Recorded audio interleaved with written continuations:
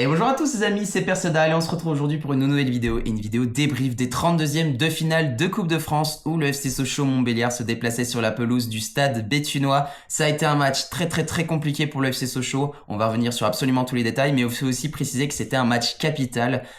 Parce que bien c'est la Coupe de France, on veut absolument la qualification pour les 16e parce que là les grosses équipes sont entrées en jeu, on veut affronter une grosse équipe, ça ferait vraiment plaisir en tout cas de retrouver un peu une équipe de Ligue 1 ou même de Ligue 2 et d'autant plus que c'est vraiment pas facile en général parce que il me semble que c'était une équipe de Régional 1 je crois et souvent affronter une équipe plus petite que la tienne c'est souvent piégeux, comme je le dis souvent ils donnent vraiment leur vie, eux ils ont tout à y gagner et absolument rien à perdre donc ça n'a pas été facile, d'autant plus que aux dernières nouvelles le terrain était pas optimal, il y avait de la pluie et de notre côté on a eu pas mal de choses qui nous ont handicapés parce que on a eu Mathieu Pévernès qui s'est blessé pendant l'échauffement, donc on a eu une perte importante de notre côté, on perd un cadre, c'est difficile. Et également, je crois qu'on avait un joueur à l'hôpital, donc encore une fois, mauvaise nouvelle pour nous, ça commence pas bien. Et dès le début du match, en plus, on a pris pas mal de jaunes, donc c'est vraiment difficile.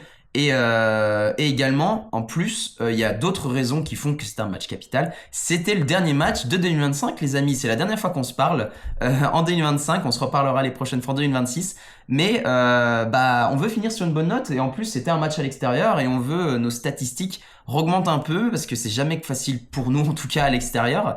Et on veut finir sur une bonne note. On veut repartir avec de la victoire et repartir sur de bonnes bases pour 2026 et que cette année 2025 finisse parfaitement bien et ça n'a pas été facile, parce que dès le début du match ils ont été très agressifs, ils ont été très justes techniquement, ils ont eu beaucoup de bonnes incursions et à la 32e minute donc c'est Stade Béthunois donc qui va nous planter un but.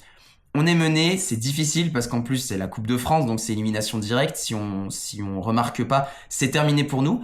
Et la suite de la première période a vraiment été compliquée pour nous, on n'y arrivait pas. On avait donc pas mal de joueurs qui avaient des jaunes, on n'essayait pas d'être agressif parce que suffit que tu t'en prends un deuxième et c'est carton rouge. Donc ça aurait été encore plus handicapant pour nous de finir à 10 contre 11 ou même à plus. Donc on essaye en première période, mais on n'y arrive pas, ils ont encore de bonnes incursions. Nous aussi, on en a quelques-unes, mais jamais de quoi inquiéter trop le gardien ou quoi que ce soit. On a eu un très grand Janin aussi qui nous a sorti pas mal de bonnes occasions. La première période aurait vraiment pu se finir sur un score encore plus élevé pour eux. Donc on s'en sort pas si mal finalement. Et il aura fallu attendre la 61e minute pour que sur un coup de pied arrêté, enfin sur un corner, il me semble que je crois que c'est un pied haut d'un défenseur du stade béthunois qui nous provoque un penalty. Donc c'est cool, on a une bonne occasion de revenir au score et c'est Capi Djoko qui s'en occupe et le connaissant bien sûr, il a marqué tous ses penalties qu'il a eu avec nous et on égalise donc c'est cool, on sort la tête de l'eau. Maintenant l'objectif c'est de reprendre l'avantage et de relever encore plus la tête pour reprendre des buts et puis aussi remettre notre tempo, remettre notre timing et puis essayer un peu de déstabiliser cette équipe.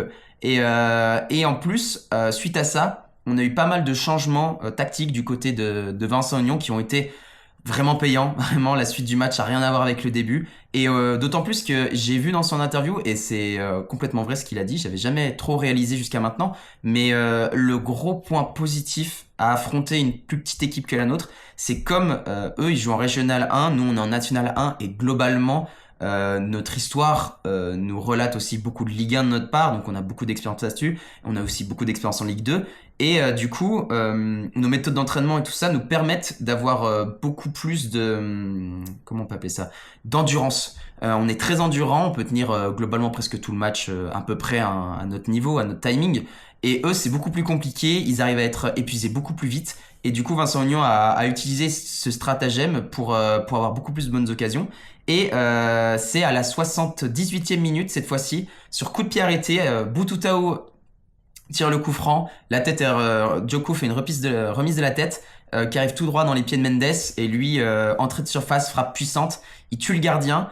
2-1, c'est cool, on peut respirer un peu plus, cette fois-ci c'est nous qui menons, on n'est plus en danger d'élimination, c'est cool, et il faut vraiment cette fois-ci du coup qu'on prenne encore plus l'avantage, parce que un but c'est facilement rattrapable, on l'a déjà vu, et c'est chose faite les amis, on continue de mener, le but a vraiment mis un petit coup au moral au stade béthunois qui du coup pendant complètement une heure en fait, pendant 60 minutes, nous ont dominé Et du coup, cette fois-ci, c'est à la 83e minute, il me semble, que cette fois-ci, c'est Fofana. En fait, c'était sur un contre de Sochaux où Djoko voit Fofana partir sur l'aile gauche, passe en profondeur très très belle. Et Fofana est tout seul devant le gardien, il a juste à l'ajuster très calmement, très sereinement. Et ça fait 3-1 cette fois-ci, ça fait 3-1. On peut encore plus souffler, plus respirer, parce que 2 buts d'écart, c'est jamais facile à rattraper. Et même, c'est un gros coup au moral, souvent, parce que c'est encore plus d'efforts. Et Sochaux c'est très bien débrouillé, pour le coup, sur cette action. Et Stade Béthunois a encore pris un coup. Ça se voyait vraiment qu'ils étaient fatigués à ce moment-là. Et ça a continué encore une fois pour le dernier but de Sochaux à la 89e minute. Cette fois-ci, c'est sur une action un peu fouillie, mais il y avait beaucoup de joueurs dans la surface et Mendes a réussi à se libérer du marquage de 2 joueurs, récupère le ballon en pleine surface et a juste à ajuster le gardien et ça fait 4-1. Ça fait 4-1. On peut cette fois-ci pour le coup 89e minute. 4-1, il y a 3 buts de retard pour eux. C'est quasiment sûr que Sochaux se qualifie. Après, on a déjà vu dans beaucoup d'occasions, enfin dans beaucoup de matchs, que bien 3 buts d'avance, c'est pas ce qui nous fait gagner. La magie de la Coupe de France peut arriver et puis on peut se faire rattraper et puis aller aux prolongations, c'est possible.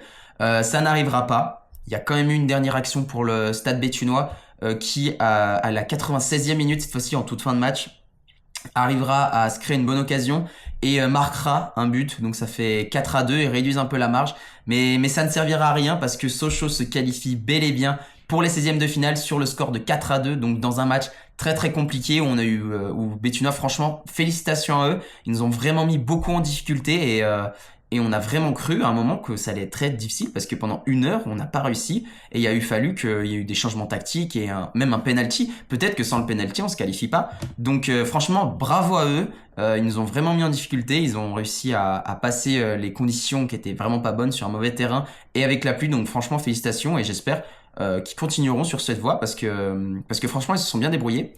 Et maintenant, les amis, on va parler du plus important parce que cette qualification va avoir un très très très gros poids pour nous parce que officiellement les 16e de finale ont déjà été tirés, on connaît déjà notre prochain adversaire et c'est pas des moindres les amis, on affrontera le premier de Ligue 1. On affrontera le RC Lens actuellement qui est premier de Ligue 1. Pour le coup, en toute honnêteté, je sais pas à quoi m'attendre. Je sais pas à quoi m'attendre parce que connaissant Lens, ils ont vraiment de très très gros hauts généralement, mais il peut aussi avoir de très très gros bas aussi. Donc à voir ce que ça va donner, mais on peut peut-être tirer notre épingle du jeu, on peut peut-être se qualifier face à eux, même si je vous cache pas, à mon sens, la qualification relèverait presque d'un miracle. Parce que vraiment c'est une équipe de Ligue 1 et d'autant plus ça me fait vraiment encore plus plaisir comme je viens de le dire, c'est une équipe de Ligue 1, franchement c'est cool, on va pouvoir voir notre équipe face à un gros c'est pas non plus le PSG ou le Barça et le Real mais ça fait plaisir de raffronter une grosse équipe et on va voir ce que ça va donner. J'ai très très hâte de voir ce match, j'ai hâte de voir comment Vincent Aignan va gérer tout ça, comment nos joueurs vont gérer face à l'élite du football français.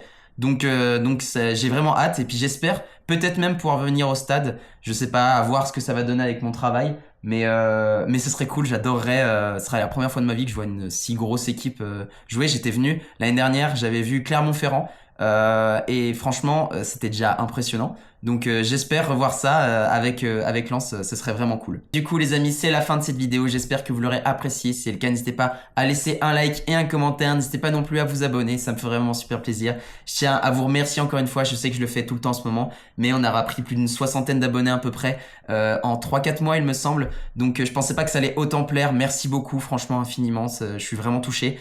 J'espère continuer comme ça en 2026 si vous êtes toujours là à me regarder.